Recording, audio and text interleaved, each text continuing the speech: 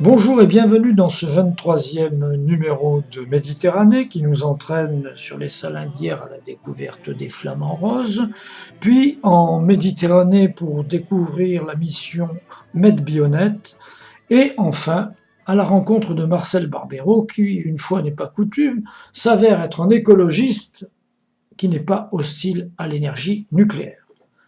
Mais pour commencer, nous donnons la parole à Jean-François Coustillère qui nous donne son sentiment concernant la perte de nationalité pour les djihadistes. Si j'ai bien compris le projet de traitement de cette déchéance, il s'applique aux binationaux, c'est-à-dire des gens qui détiennent déjà deux nationalités.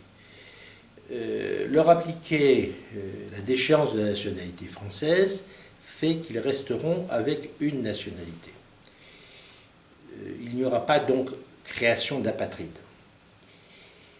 Pour autant, la déchéance a-t-elle une efficacité sur des personnes qui menacent la France à travers des attentats dans lesquels ils vont assez souvent jusqu'au sacrifice suprême, sous forme de bombes humaines et d'attentats suicidaires?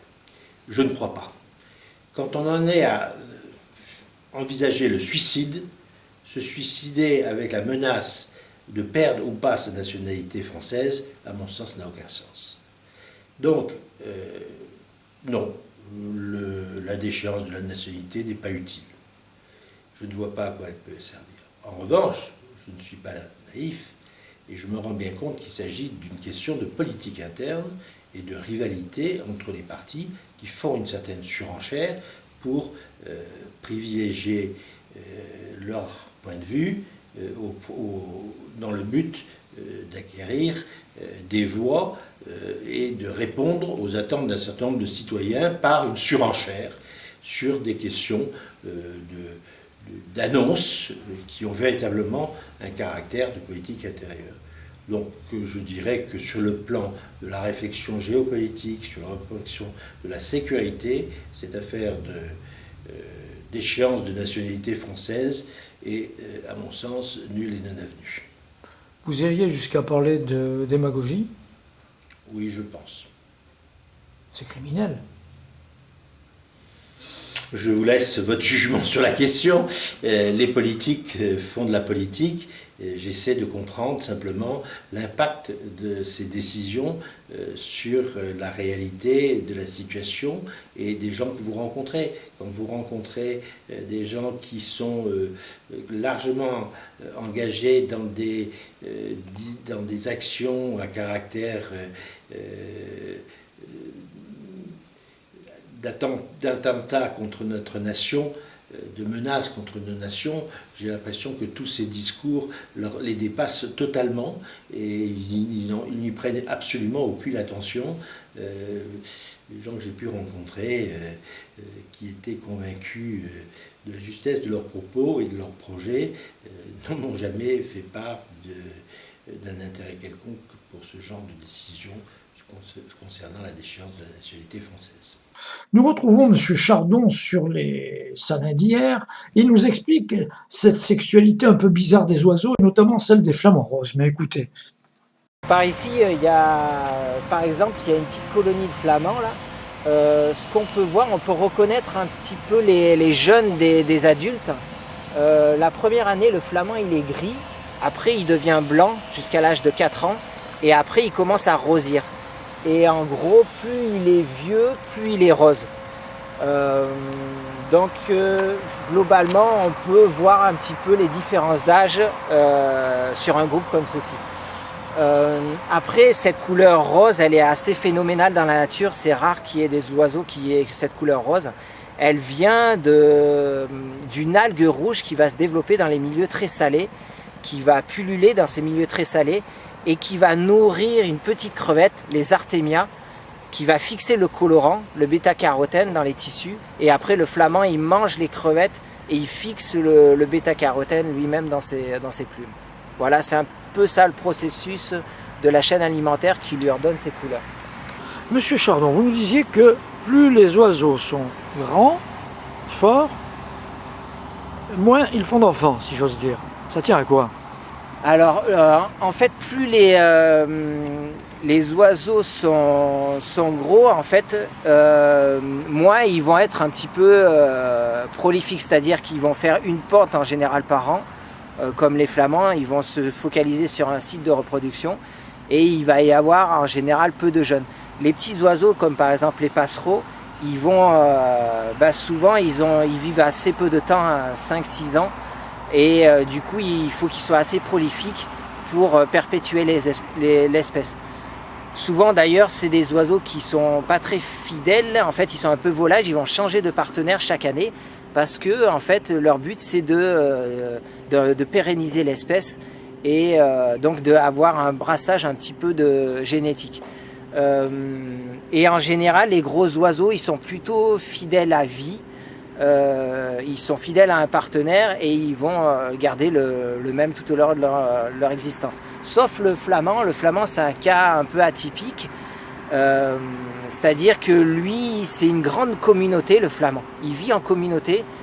Il n'y a pas trop de notion de couple. Et du coup, il va régulièrement changer de partenaire au cours des années. Ça tient à son mode de vie un peu communautaire. Il élève... ils font une parade nuptiale géante, en fait, tous ensemble. Ils élèvent leurs jeunes ensemble dans des crèches.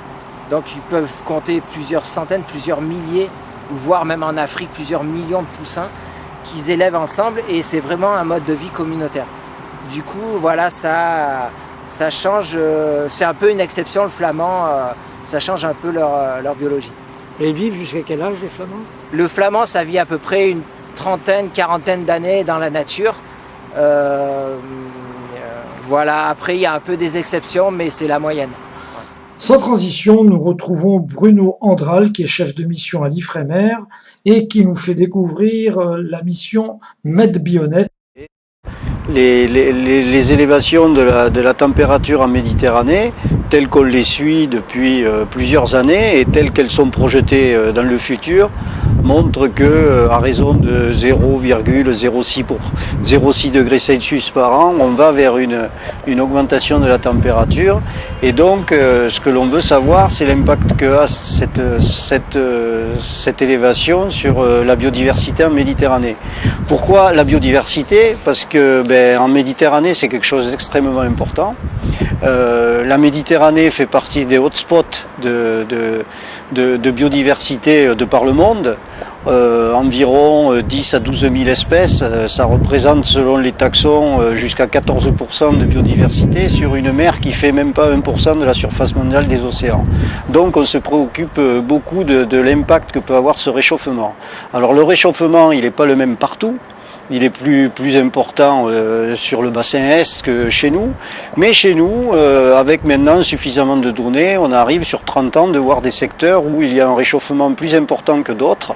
Et ce que l'on voulait ce qu'on veut voir à travers ce programme, c'est à la fois sur des secteurs de référence où on ne voit pas beaucoup de variabilité, et à la fois sur des secteurs où on voit qu'il y aura de la variabilité beaucoup plus forte dans le temps, en particulier sur la rive sud, mais aussi chez nous. Il y a des secteurs qui se réchaufferont plus que d'autres.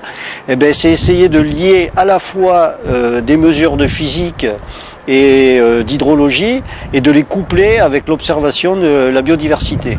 On essaie aussi de comprendre comment ça fonctionne, parce que ce qu'il y a, c'est que le problème, c'est qu'il faut suivre les deux paramètres au même endroit, à la fois pour valider des modèles par rapport au réchauffement, donc faire de la physique, de l'hydrologie, c'est ce qu'on fait avec un bateau océanographique, on fait des radiales et on regarde comment se comportent les masses d'eau.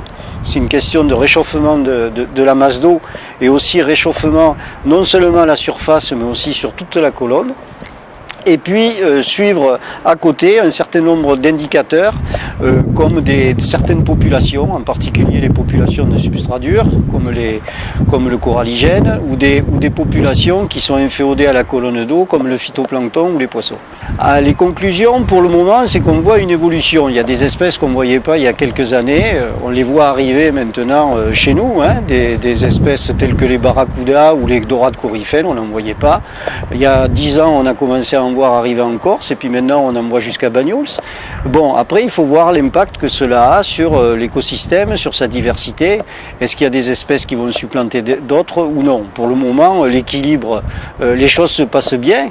Mais bon, après, il ne faut pas qu'il y ait des phénomènes soit d'envahissement, c'est ce qu'on voit à certaines périodes de l'année sur un certain type de fonds, d'espèces filamenteuses, algales, etc. Donc ça, on veut suivre si c'est lié à un impact humain direct, les rejets des rivières, des rejets maltraités, ou si c'est lié à des impacts globaux comme le changement et l'augmentation de la température. Et maintenant, pour terminer, Marcel Barbero va nous expliquer pourquoi il n'est pas hostile à l'énergie nucléaire. Alors, miser sur le tout nucléaire, je dirais non. Assurer un patch énergétique dans lequel se développent les énergies dites renouvelables, c'est-à-dire en gros le photovoltaïque, l'éolien en deuxième lieu, en troisième lieu l'énergie marémotrice, là où l'on a les possibilités de le faire. Il faut quand même qu'il y ait des marées importantes, donc ça concerne surtout les régions atlantiques. Et puis une autre forme d'énergie qui est très importante et qui a été sous-estimée dans les bassins où cela est possible du point de vue géologique, l'énergie géothermique. Donc, il faut miser à la fois sur ces ressources renouvelables et savoir gérer le nucléaire de demain. Pourquoi ? C'est là un des points où je ne suis pas toujours d'accord avec les ONG. Parce que lorsqu'on dit par exemple que la France ne s'est pas lancée dans les énergies non carbonées, ceux qui, parmi les ONG, font le calcul, oublient de dire que l'on a quand même une énergie non carbonée majoritaire issue du nucléaire. Alors, le nucléaire, évidemment, a soulevé l'inquiétude de l'opinion depuis les situations que l'on a connues en Asie du Sud-Est, lors des tremblements de terre, les tsunamis notamment au Japon, lors des tremblements de mer, des tsunamis qui en ont résulté, et puis les centrales nucléaires côtières qui ont été atteintes. Bon, dans nos régions, la situation, la configuration géologique, géotechnique n'est pas du tout dans la même échelle de comparaison, compte tenu de certaines stabilités. Travaux importants sur Fessenheim pour consolider la sous-plateforme bétonnée et éviter que la fracture qui est entre les Vosges et la forêt noire ne bouge, et est un élément important qui montre la préoccupation pour assurer une pertinence au nucléaire français. Je rappellerai quand même que les centrales nucléaires françaises ont besoin de 130 systèmes d'alerte avant d'arriver à une situation critique. Je rappellerai aussi que l'opinion est aujourd'hui informée de tous les risques qui se manifestent aux centrales nucléaires. Et je rappellerai aussi que les surgénérateurs, comme celui de Crémalville, même s'il a du retard, va engendrer une possibilité de retraiter les déchets nucléaires actuels pour diminuer la quantité de déchets radioactifs qu'il faudrait stocker. Enfin, sur l'avenir, pour des énergies nouvelles, je rappellerai que les techniques nucléaires, au niveau de la conception, au niveau de la conceptualisation, sont à l'heure actuelle utilisées par ITER sur Cadarache, où là c'est le bombardement de l'atome d'hydrogène pour assurer une production très importante d'énergie qui sera demain, dans 20 siècles peut-être, ou dans 50 ans, amenée à remplacer progressivement le nucléaire. Tout cela pour dire qu'il ne faut jamais bloquer la recherche scientifique dès l'instant ou par les technologies qu'elle crée, permet de compenser des effets négatifs qu'elle avait initialement créés pour générer de nouvelles technologies qui seront utilisées en vue d'améliorer les conditions énergétiques et le bilan global de la planète dans les décennies à venir. D'où un peu cet aspect prédictif de la COP et l'intérêt de sa généralisation pour faire des bilans réguliers qui prendront forcément en compte ces nouvelles technologies. Et c'est en ce sens que mieux valait une réussite planétaire à minima qu'un conflit d'intérêts tel qu'on l'a connu dans les précédentes conférences qui étaient finalement des conférences où l'on était entre soi, entre pollueurs, et où les grands lobbies pouvaient s'exercer à plein, c'est-à-dire ceux des énergies carbonées, le charbon, le pétrole et le gaz. Voilà, c'est terminé pour aujourd'hui. On vous donne rendez-vous à vendredi prochain et on vous souhaite une bonne semaine. Bye bye!